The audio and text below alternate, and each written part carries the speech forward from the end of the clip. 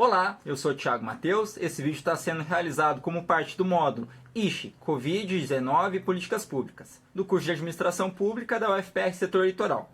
Hoje a gente vai trabalhar um pouco o conceito de políticas públicas. Para iniciar essa discussão, a gente precisa entender o que são políticas públicas, e elas consistem das ações ou não ações que um governo toma. Essa primeira noção ela é importante para a gente entender que tudo que o governo faz ou deixa de fazer é uma política pública. Isso vai facilitar muito nossa compreensão. Então, a partir desse conceito, a gente também vai tentar responder minimamente o que os governos podem ou devem fazer frente à pandemia e quais são os setores da sociedade que vão estar sendo principalmente afetados pela pandemia. Então, essa área de estudos de políticas públicas, ela surge em 1930 nos Estados Unidos, após a crise de 29 que os Estados Unidos sofreu. Então, eles precisavam achar algum mecanismo que auxiliasse os governos naquele processo de industrialização que eles pretendiam aplicar novamente, principalmente auxiliando na área da economia, da proteção social e do planejamento. As políticas públicas, como uma área de estudos mesmo, elas têm 4 pais fundadores, que foram autores que se debruçaram inicialmente os seus estudos sobre esse objeto. O primeiro deles é o Harold Lasswell, que ele vai introduzir o conceito de policy analysis, ou seja, ele vai tentar entender que as políticas públicas elas devem conciliar um conhecimento específico, científico, com a produção empírica dos governos. Isso é fundamental para a gente entender um pouco a importância da ciência, de políticas públicas baseadas em evidências, baseadas na ciência. O segundo autor é o Herbert Simon. Ele vai introduzir o conceito de racionalidade limitada dos tomadores de decisão.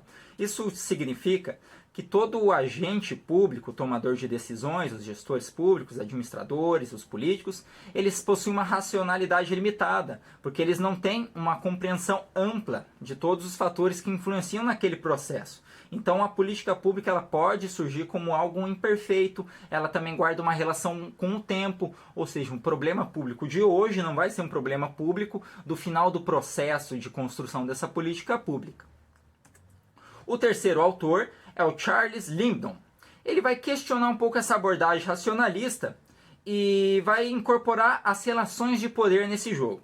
Então ele vai pensar o seguinte, ele vai dizer que as eleições, os atores políticos, as burocracias, ou seja, os funcionários públicos e até todos os outros grupos de interesse, todos os atores sociais, eles têm um forte impacto nesse processo e isso precisa ser observado para se entender e se compreender melhor toda essa lógica das políticas públicas. E o quarto autor é o David Aston, que ele vai dizer que a política pública é como um sistema, que as políticas públicas elas recebem inputs, ou seja, entradas de diferentes atores sociais. Isso vai influenciar diretamente nos resultados e no caminho que essa política pública vai ser conduzida.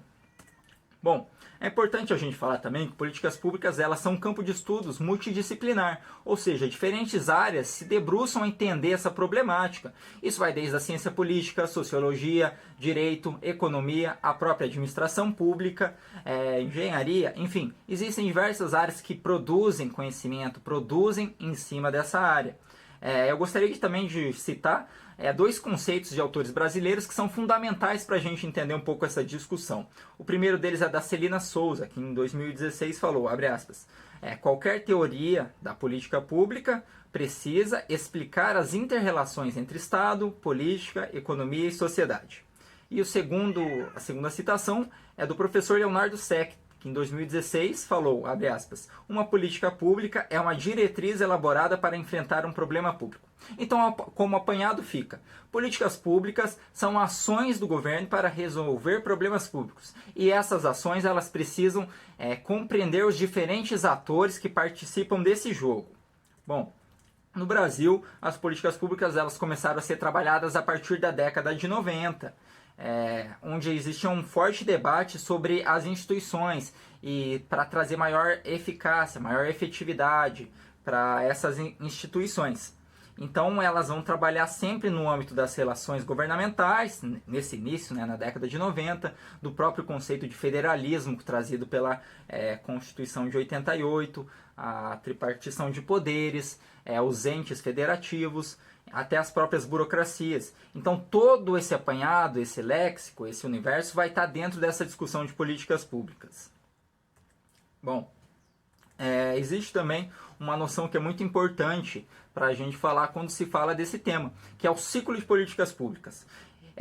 A gente trabalha com essa ideia de ciclo, mas ele não é um ciclo perfeito, fechado. Eles são minimamente algumas etapas que acontecem conciliadas ou não e que no plano teórico elas auxiliam na fase de planejamento de uma política pública, ou seja, das ações do governo. A primeira fase é a identificação do problema, que ela vai consistir em você entender as problemáticas do nosso dia a dia. Por exemplo, quando a gente vê a falta de pavimentação, de iluminação pública, os moradores se organizam, uma sociedade de moradores, e vão levar esse problema para os seus representantes. Ou então, problemas públicos diferentes, ou às vezes problemas que nem são ditos públicos, mas que vão necessariamente ser levados para os agentes públicos, pelos diferentes grupos de interesse. Esse conceito de grupos de interesse também é muito necessário para a gente entender essa discussão. Após essa fase vem a fase de formação da agenda, ou seja, quando isso realmente, de fato, pela pressão desses agentes, que são mais ou menos organizados, esse tema ele vai entrar para a agenda pública. Então ele vai entrar para as discussões do poder legislativo, do poder executivo, enfim. Após isso, após essa parte de formação da agenda, já se tem ele como um problema público que vai ser empreendido pelo poder público, vem a fase de formulação de alternativas. Nessa formulação de alternativas, a busca, existe, ocorre de fato, a busca pelas melhores alternativas. Isso implica avaliar todo o contexto econômico, social, as legislações. Se é uma prefeitura, por exemplo, ela pode optar por diferentes opções, ela tentar trabalhar esse problema público de maneira unitária, somente ela, ou então em parcerias com o Estado, com a União, com diferentes organismos, enfim, toda essa fase de escolhas. Após isso vem de fato a tomada de decisão. E esse processo é muito importante, porque desde o início, na verdade, a gente precisa entender que esses agentes públicos eles estão sofrendo pressão desses diferentes grupos de interesse. Então, no processo de tomada de decisão, de fato, o gestor, que vai estar ali ordenando essa política pública, ele vai escolher qual que vai ser a alternativa e, de fato, se empenhar sobre ela. Após isso, vem a fase de implementação, que é mais importante ainda na minha leitura, porque nessa fase a política ela deixa de ser essa coisa macro, muito grande, muito teórica, e de fato ela vai passar para a prática. E essa prática ela vai ser incorporada pelos burocratas a nível de rua que a gente fala quando estuda esse tema, que são realmente os agentes públicos que trabalham no dia a dia, que aplicam, que introduzem a política pública para a sociedade. Dando dois exemplos muito breves, na área da educação seria todo o corpo docente, o corpo ali de uma escola, os professores, a diretora, os pedagogos, ou na saúde são os enfermeiros, os agentes da unidade básica de saúde, que são aqueles agentes que de fato vão trabalhar diretamente com a população, levando todo esse grande planejamento, toda essa política para a realidade. Depois da fase de implementação vem a fase de avaliação. Mas perceba, essa fase de avaliação ela não tem que ocorrer após essas outras fases que eu citei. Ela é um processo contínuo, que ela vai auxiliar tanto na parte de formação de agenda, na formulação das alternativas. A avaliação consiste em você estar sempre requadrando, você estar monitorando a política pública para que ela obedeça a melhor possibilidade, para que ela tenha uma melhor possibilidade de fato fazer a mudança na sociedade ou para resolver aquele problema público que ela tem como objetivo. Certo? Agora, para entender um pouco o que os governos podem ou devem, ou poderiam e deveriam ter feito, e também quais são as principais áreas da sociedade que são afetadas, a gente precisa se atentar a dois pontos. O primeiro deles é recorrer à nossa história, entender quais que são os elementos que nos trouxeram até o estágio que a gente está. Então esse recorte histórico ele é essencial. E o outro ponto é que nesse momento de pandemia, mais do que nunca, o papel da ciência ele se mostrou como extremamente importante novamente. você fazer políticas públicas baseadas em evidências é um ponto extremamente necessário. A gente precisa avançar nessas discussões.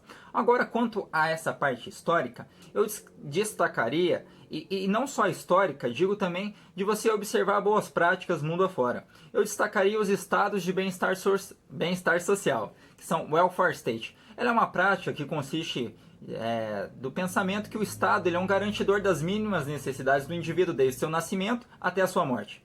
E esse conceito ele passa por toda uma estrutura de seguridade social, que a gente já vai falar, mas que é muito necessária. E esse tipo de país, destacando os países escandinavos e a Alemanha, eles têm demonstrado uma eficiência muito maior para dar respostas e tomar decisões antecipadas neste contexto de pandemia. Existem alguns estudos que apontam isso. Por quê? Justamente por esse sistema de proteção universal, essas coberturas na área da saúde, educação, previdência, assistência social e trabalho e renda. E eu diria que são essas as principais áreas que a gente tem que ater a nossa atenção, pois são as áreas que mais sofrem nesse momento. Nesse sentido, essas práticas elas podem muito diminuir a curva de contágio, que é o que a gente mais tem buscado nesse momento, como um todo. Além disso, eu gostaria de falar um pouquinho sobre o contexto da América Latina, em especial do Brasil, é claro, onde o processo dos governos, o modelo de gestão, no nosso passado mais recente, ele ora preza por algum modelo desenvolvimentista, ora por governos liberais.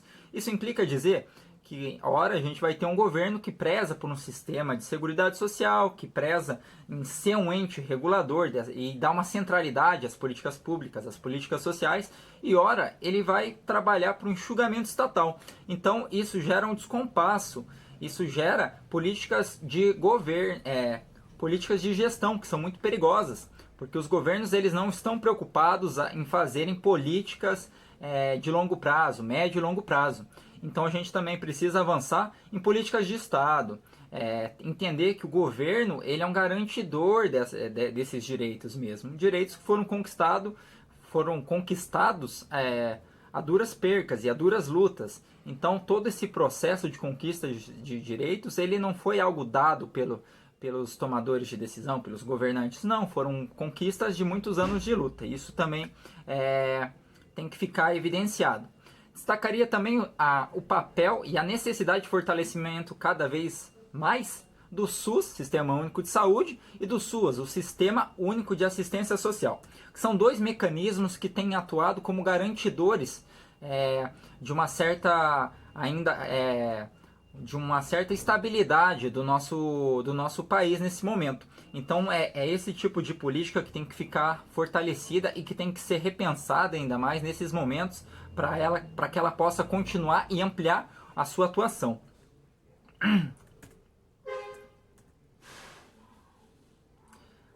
Ainda também destaco a necessidade nesse momento das políticas de transferência de renda. E justamente como eu falava do SUAS, o Sistema Único de Assistência Social, perceba a expertise. A gente já tem um apanhado, já tem uma expertise, uma estrutura que já é existente e que auxilia nesse contexto. Então, quando foi ser criado esse programa de auxílio emergencial, eles utilizaram dados do cadastro único, que pertence a essa estrutura do SUAS. E isso se tornou muito vantajoso, porque economiza tempo, economiza recursos, economiza tomadores de decisão ter que ampliar e implicar as suas pesquisas, o seu trabalho, justamente nesses temas. Então, bom, fechando por aqui, muito mais do que dar respostas, a ideia é provocar um pouco o debate e espero contribuir de alguma forma. Obrigado.